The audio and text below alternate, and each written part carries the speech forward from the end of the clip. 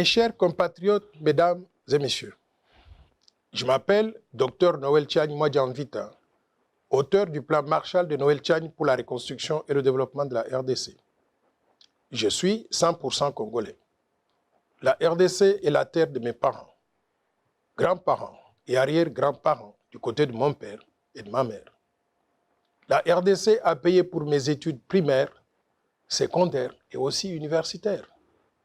Je dois tout à mon pays et au peuple congolais. Ma connexion et ma loyauté à la République démocratique du Congo sont très fortes, totales, inconditionnelles et indiscutables. La terre de nos ancêtres, elle est sacrée. Je vous invite tous à protéger notre terre, qui est notre patrimoine commun, et à défendre l'intégrité du territoire et la souveraineté nationale, quelles que soient les conditions et quel que soit le moment. Car cette terre, c'est la seule dont nous sommes propriétaires à 100% et que personne ne doit nous l'arracher sous quelque subterfuge que ce soit. Je voudrais renouveler ma proposition du plan Marshall de Noël Tchagne pour la reconstruction et le développement de la RDC comme étant la vision globale du développement pour pacifier tout le pays, lutter contre les antivaleurs, promouvoir la bonne gouvernance, développer le capital humain, promouvoir l'autosuffisance alimentaire, créer des infrastructures de base, industrialiser et diversifier l'économie nationale, promouvoir un système financier moderne et robuste, restructurer la Banque centrale du Congo en une véritable autorité monétaire et de régulation et doter le pays d'une monnaie nationale crédible tout en mettant fin à la dollarisation de l'économie nationale. La finalité du plan Marshall de Noël Tchagne pour la reconstruction et le développement de la RDC, c'est de développer le pays et aussi d'éliminer la pauvreté dans laquelle croupit notre population actuellement.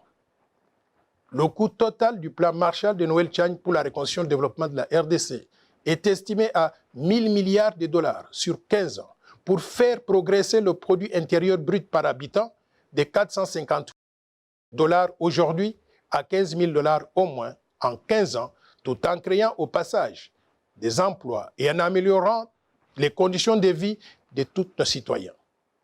Ceci est tout à fait possible car je suis convaincu que l'impossible n'est pas congolais. Mais nous ne pourrons pas réaliser ce rêve si la RDC arrivait à perdre sa souveraineté. C'est pour cela que nous devons nous battre pour protéger la souveraineté nationale, étant donné que le destin de notre pays se trouve dans les mains de ses filles et de ses fils que nous sommes. Pour préserver la souveraineté nationale, je propose que la fonction de président de la République démocratique du Congo soit réservée aux Congolais nés de mère et père congolais.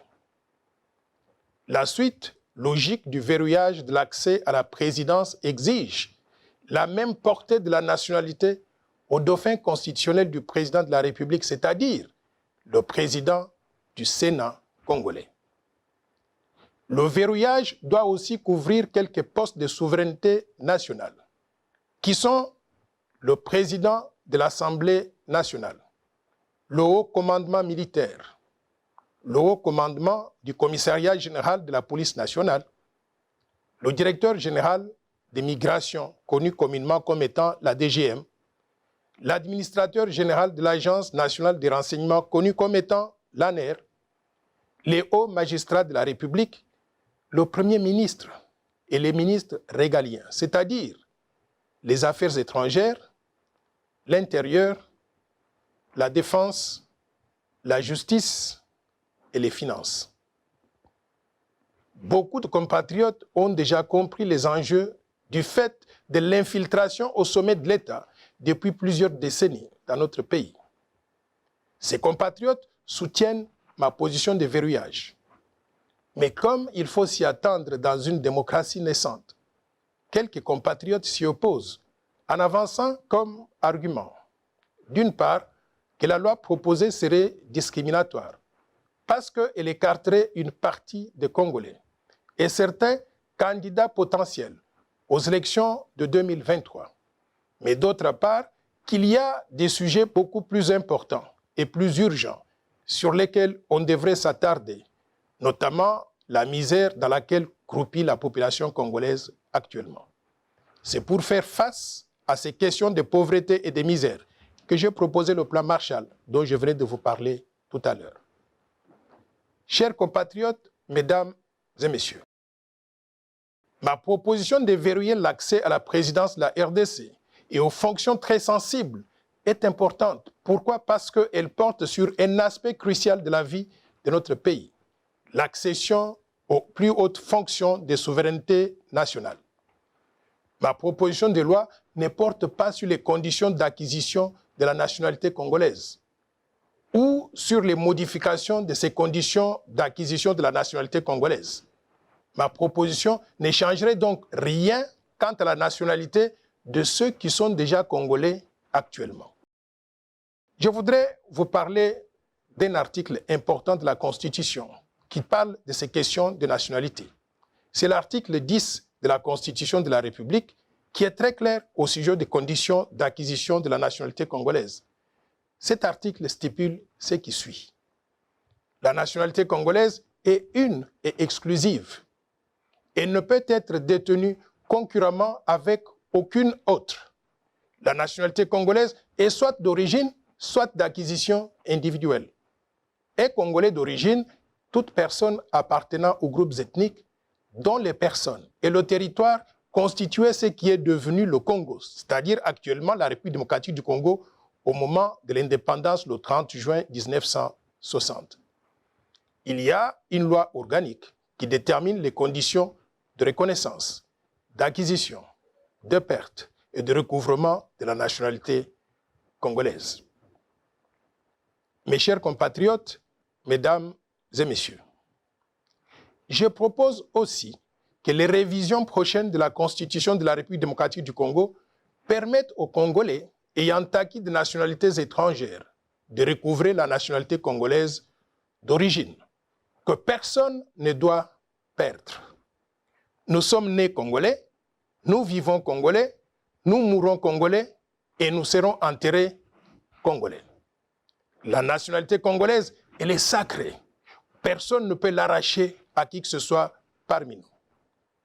Sur le territoire national, tout Congolais devra se soumettre aux lois congolaises sans aucune possibilité d'invoquer une quelconque immunité du fait de la détention d'une nationalité étrangère. Au vu de l'histoire récente, il sera prudent, à mon avis, d'exclure la double nationalité avec tous les pays voisins de la RDC, et en particulier ceux qui ont eu des velléités d'occupation de la République démocratique du Congo, et ils sont connus.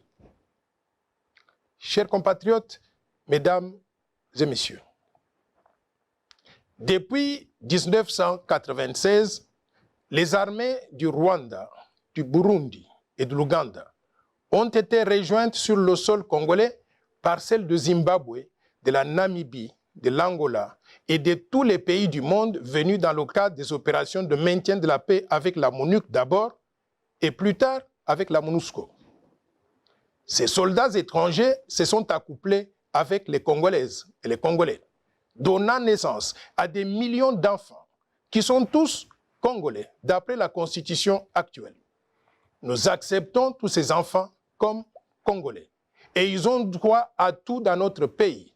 Sauf que, pour des raisons de souveraineté nationale, nous devons restreindre l'accès à la présidence de la RDC et aux fonctions de souveraineté nationale en les réservant exclusivement aux Congolais nés de mère et de père eux-mêmes Congolais.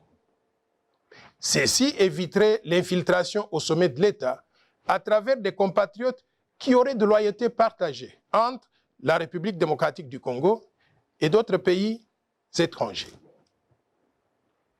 Chers compatriotes, mesdames et messieurs, ma proposition de verrouillage porte essentiellement sur les conditions d'accès à la fonction de président de la République démocratique du Congo, c'est-à-dire sur les critères qui doivent être remplis pour être candidat au poste de président de la République. Pour le moment, ces critères sont définis par l'article 72 de la Constitution de la République démocratique du Congo qui stipule ce qui suit. Nul ne peut être candidat à l'élection du président de la République s'il ne remplit pas les conditions ci-après. 1. posséder la nationalité congolaise d'origine. 2. Être âgé de 30 ans au moins. Et 3. Jouir de la plénitude de ses droits civils et politiques. Et 4. Ne pas se trouver dans un des cas d'exclusion prévus par la loi électorale. Il convient de souligner que ma proposition de verrouillage vient apporter une condition supplémentaire, un critère additionnel, qui est de limiter l'accès à la présidence de la République démocratique du Congo aux Congolais nés de mères et de pères eux-mêmes congolais. Il est important de relever que ce critère additionnel vise à protéger l'intérêt national, la souveraineté nationale, la fonction suprême qui est celle de président de la République en évitant l'infiltration au sommet de l'État et en préservant la fierté d'être congolais et surtout d'être dirigé par un Congolais comme nous. Dans beaucoup de pays, il y a des dispositions qui protègent l'intérêt national et qui empêchent n'importe qui d'accéder à la magistrature suprême. De telles dispositions existent dans d'autres pays tels que le Cameroun, la Zambie, le Togo, le Gabon, le Maroc, l'Algérie, la Tunisie, le Burkina Faso et même la Turquie. Et aussi, elles existent dans des grandes démocraties telles que les États-Unis d'Amérique, où n'importe quel Américain ne peut devenir président de la République, donc des États-Unis d'Amérique. Aux USA, donc, il faut être né sur le sol américain, comme Barack Obama, Bill Clinton et aussi John F. Kennedy. Par contre, l'ancien secrétaire d'État Henry Kissinger, l'ancienne secrétaire d'État Madeleine Albright et l'ancien gouverneur de l'État de Californie, Arnold Schwarzenegger, tout en étant tous les trois pleinement des Américains. Ils ne peuvent prétendre à la fonction de président des États-Unis d'Amérique. Pourquoi? Parce qu'ils ne remplissent pas un des critères d'éligibilité, c'est-à-dire d'être nés sur le sol américain. Et pourtant, ce sont des personnalités très brillantes. Vous connaissez tous Henry Kissinger. C'était l'un des secrétaires d'État américains les plus distingués. Mais il ne peut pas accéder à cette fonction à cause de cette limitation. Je tiens à préciser que ma proposition de loi est impersonnelle. Elle ne vise aucun individu, étant donné qu'à ce jour, personne n'a déclaré sa candidature à la présidence de la République lors des élections de 2023. Ma proposition n'est pas discriminatoire. Pourquoi? Parce que dans tous les pays du monde, il y a des critères d'éligibilité. Ces critères sont déterminés et discutés à l'avance. Et dès qu'ils sont adoptés par le Parlement et promulgués par le président de la République, ces critères s'appliquent à tout le monde, sans distinction, sans exception et sans discrimination. C'est ainsi que, dans la plupart des pays, il y a par exemple le critère de l'âge. En France, par exemple, pour être candidat au poste de président de la République française, il faut avoir au minimum 18 ans. Par contre, en République démocratique du Congo, on exige du candidat à la présidence de la République démocratique du Congo 30 ans d'âge au moins. Est-ce qu'on peut dire dans ce cas qu'il y a discrimination par rapport aux Congolais qui n'ont pas encore 30 ans d'âge? La réponse est non. C'est un critère qui a été accepté par tout le monde et qui va s'appliquer à tout le monde aussi. Il convient de noter qu'en République démocratique du Congo, les conditions prévues par la Constitution sont complétées par des critères opérationnels, prévus par la loi électorale numéro 17/013 du 24 décembre 2017, modifiant et complétant la loi électorale numéro 06/006 du 9 mars 2006 portant organisation des élections présidentielles, législatives, provinciales, urbaines, municipales et locales, telles que modifiées à ce jour. C'est cette loi qui détermine, par exemple, le montant de la caution à déposer par tout candidat aux élections présidentielles. Mes chers compatriotes, mesdames et messieurs, est-ce que ma proposition de loi est opportune en ce moment précis? La réponse est oui.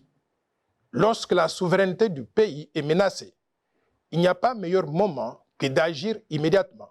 Car si le risque identifié d'infiltration au sommet de l'État se matérialise, ce sera trop tard pour sauver notre pays. Le timing de ma proposition de verrouillage coïncide aussi avec les réformes proposées par d'autres organisations de la société civile ou même des partis politiques, tels que la CENCO, qui a présenté la feuille de route des réformes qui toucheraient à la CENI, la loi électorale et aussi la Constitution.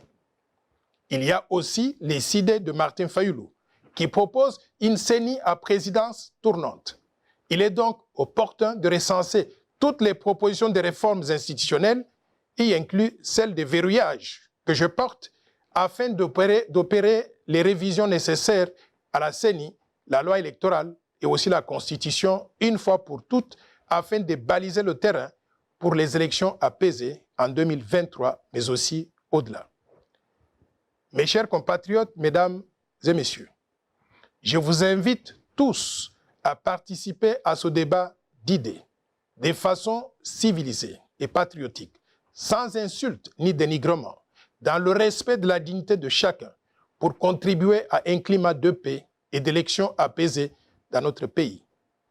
Si ma proposition de loi est adoptée, la RDC ne prendrait plus de risque de donner la magistrature suprême et d'autres fonctions de souveraineté à des personnes dont le cœur, le sang, l'allégeance et la loyauté seraient ailleurs à défaut du corps physique dans notre pays. En démocratie, c'est la majorité qui gouverne. Les Congolais nés de mères et pères congolais étant les plus nombreux, il est normal et logique qu'ils aient l'exclusivité de la présidence du pays et les fonctions essentielles de souveraineté pour que nous puissions protéger ensemble notre fierté d'être Congolais, mais également notre souveraineté nationale. Pour terminer, je vous rappelle que tous les Congolais sont égaux. Ils sont les mêmes. Il n'y a pas un seul individu qui soit moins ou plus important que d'autres dans notre pays. Nous sommes des frères et sœurs. Nous devons rester unis et inséparables. Faisons l'essentiel pour protéger notre patrimoine commun tout en le préservant pour les générations futures. Vive la République démocratique du Congo, vive le vaillant peuple congolais. Je vous remercie.